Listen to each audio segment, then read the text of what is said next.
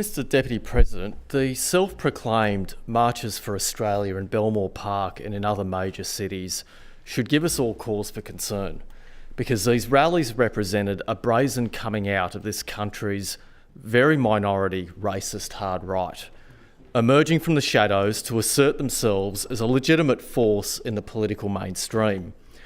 Good journalism has helped to shed some light on the people and the groups behind the rallies and what they were trying to achieve. We know that a key organiser of the rally was a woman who goes by the pseudonym of Beck Freedom.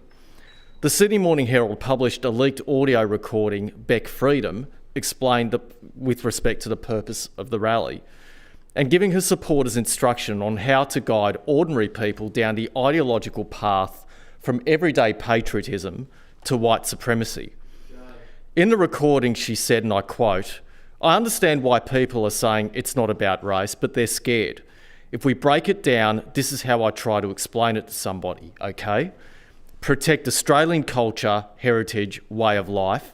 Next step, protect European culture, heritage, way of life. And the next step is protect white heritage, so it all means the same thing. It's just different ways to put it." In other words, the rallies were about race. They were absolutely about race, with patriotism used as a lure to bring people through the gate so extremists could preach their white supremacist rhetoric to a captive audience. And Mr Deputy President, that's how it played out on the day. The very first speech of the rally in Belmore Park set the tone. The event MC, Jessie Stewart, said, "If the founding stock of Australia becomes demographically replaced, will it still remain Australian? Whether you like it or not, Australia is a British nation.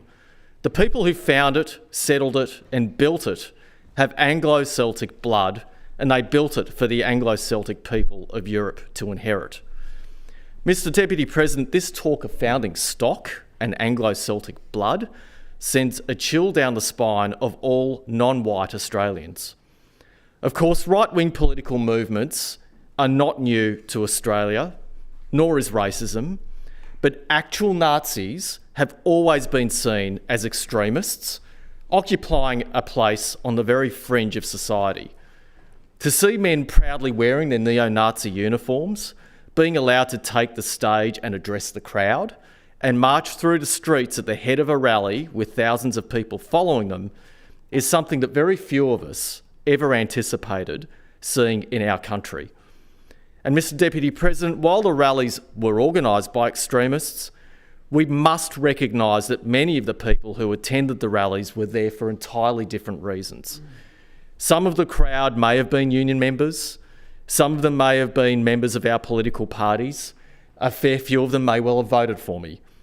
Those people will probably find my comments confronting and confounding, but my message to them with respect to this issue is this: they ought not be blamed for being taken in by the deceptive tactics of the groups behind the rallies.